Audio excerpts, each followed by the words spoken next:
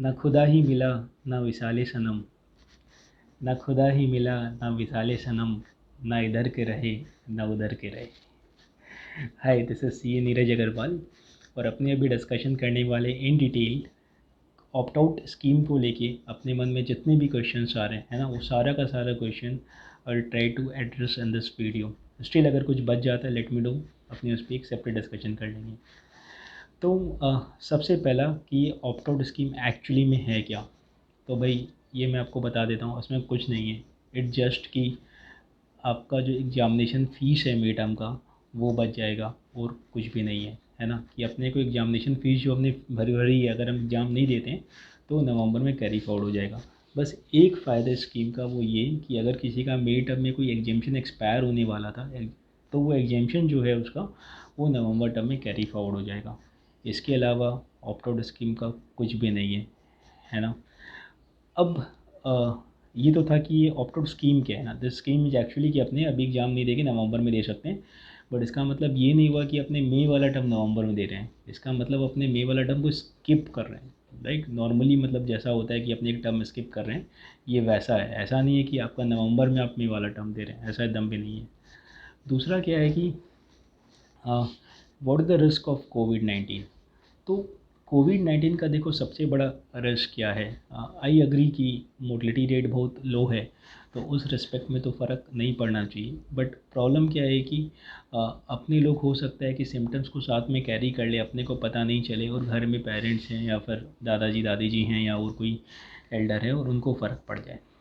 तो दो चीज़ें, एक तो क्या होता है कि रिस्क रहता है कि अगर उनको कुछ हो गया तो वहाँ पे, और दूसरा ये कि अगर अपने कोविड का ट्रीटमेंट करवाते हैं, तो अगर अपने ट्रीटमेंट गवर्नमेंट हॉस्पिटल में करवाते हैं ना, तो गवर्नमेंट हॉस्पिटल को क्या अपने से बहुत प्यार, लिटरली मतलब गवर्नमेंट हॉस्पिटल अपने से इतना प्यार करते हैं कि अगर गवर्नमेंट हॉस्पिटल में कोई जाए तो वापस आएगा या नहीं आएगा उसका भी गारंटी नहीं।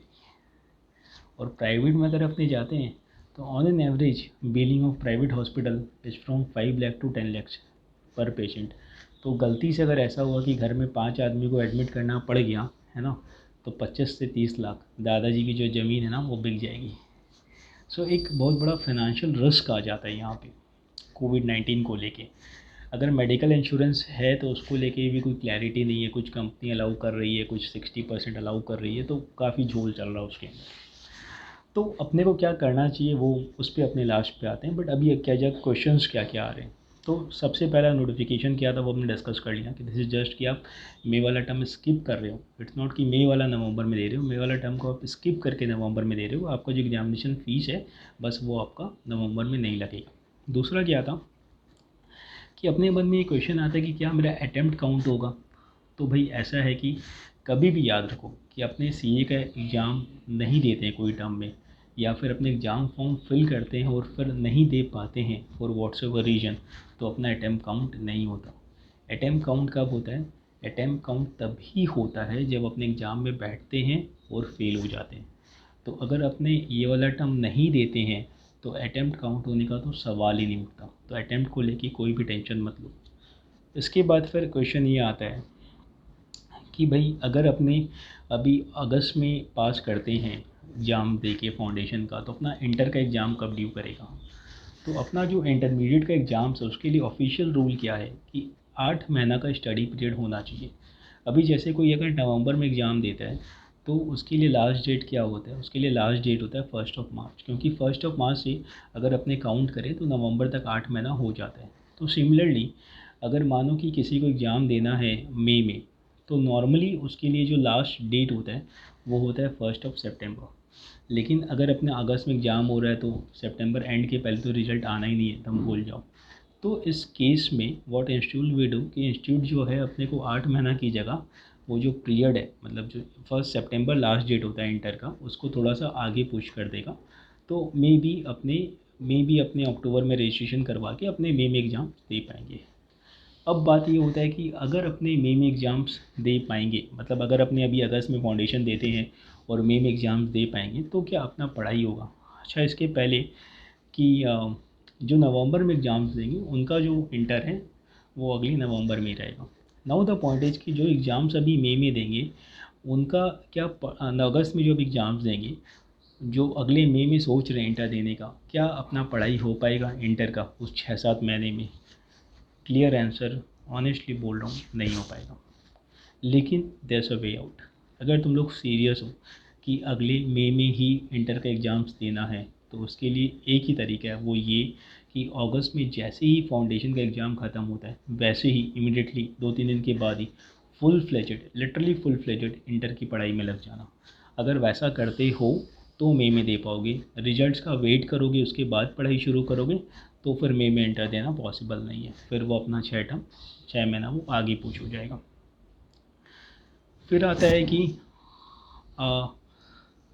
अपना जो नवंबर वाला एग्ज़ाम है वो क्या दिसंबर में शिफ्ट होगा? तो देखो, इसमें प्रेसिडेंट सर का क्लियर स्टेटमेंट था, ठीक है। प्रेसिडेंट साहब का स्टेटमेंट क्या था?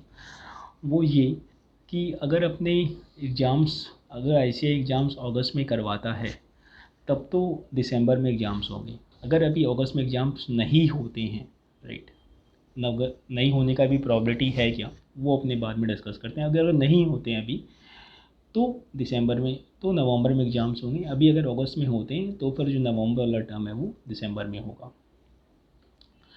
क्या होगा अगर मेरा सेंटर बाद में कंटेनमेंट जोन बन गया तो? मतलब अभी जो है आपका सेंटर ग्रीन जोन है, अभी आपने फॉर्म भी भर दिया, आपने ऑप्ट आउट नहीं किया, लेकिन बाद में क्या हुआ कि जो आपका सेंटर है वो कंटेनमेंट जोन हो गया। अगर ऐसा कुछ होता है तो आपको नवंबर टर्म में शिफ्ट कर दिया जाएगा। मतलब आपकी फ़ीस वापस से नहीं लगेगी, आप जो एग्ज़ाम्स है वो नवंबर में दे पाओगे। अगर अभी आपका कंटेनमेंट जोन है, राइट, अभी आपका कंटेनमेंट जोन है, तो उस केस में क्या है कि आप अभी फॉर्म आराम से भर सकते हो, क्योंकि हो सकता है कि जब आप एग्ज़ाम्स कंडक्ट हो तब वो आपका ग्रीन जोन में कन्वर्ट हो जाए, या फिर वहाँ पे परमिशन हो कि अपने एग्ज़ाम्स को ले पाए। अब इंटर वालों के मन में ये क्वेश्चन रहता है कि भाई अगर अपने अभी अगस्त में सीए इंटर देते हैं तो मेरा फ़ाइनल कब डी होगा? क्या हम लोग का फ़ाइनल और नवंबर वालों का फ़ाइनल एक साथ होगा? तो अगर अपने अभी अगस्त में सीए इंटर देते हैं और अपने 31 अक्टूबर के पहले आर्टिकलशिप के लिए रजिस्टर करवा लेते हैं, है ना, तो 31 अक्टूबर के पहले अगर अपने आर्टिकलशिप के लिए रजिस्टर करवा लेते हैं तो अपना फ़ाइनल होगा मई 23 में। अगर 31 अक्टूबर के बाद करवाते हैं तो फ़ाइनल होगा नवंबर 23 में। और जो नवंबर में इंटर का एग्ज़ाम्स दे रहे हैं उनका तो फ़ाइनल एनीवेज नवंबर 23 में होना है। तो सीए इंटर वाले बच्चे, अगर आप चाहते हो कि आपका फ़ाइनल 6 महीना पहले हो तो आपको 31 अक्टूबर के पहले आर्टिकलशिप का रजिस्ट्रेशन करवाना है। Keep in mind. अभी क्या है कि अपने एक और क्वेश्चन ये आता है कि अगर मेरे को अभी अगस्त 20 में अपीयर करना है तो उसके लिए क्या करना चाहिए? तो अगर तुमको अभी अगस्त 20 में अपीयर करना है तो भाई कुछ भी नहीं करना, कुछ भी नहीं करना। तुम बस आराम से बैठो, पढ़ाई करो। तुम्हारे घर में, तुम्हारे घर पे नहीं, सॉरी, हाँ, ऑनलाइन एडमिट कार्ड आ जाएगा, फिर तुम एग्ज़ाम देने जा सकते हो। कोई फॉर्मेलिटी नहीं है अलग से। फिर यह आता है कि प्रोसीजर क्या, अगर मेरे को शिफ्ट करना है तो भाई अगर नवंबर 20 में शिफ्ट करना है तो उसके लिए 17 जून को पोर्टल खुलेगा। तब अपने को एक डिक्लेरेशन फॉर्म ऑनलाइन वहाँ पे भरना है और उसके बाद फिर अपने वहाँ पे बोल सकते हैं कि we want to opt out. एक बार आपने ऑप्ट आउट कर लिया तो फिर वापस पीछे आने का कोई रास्ता नहीं। अब फाइनली, है ना, what is my view on this?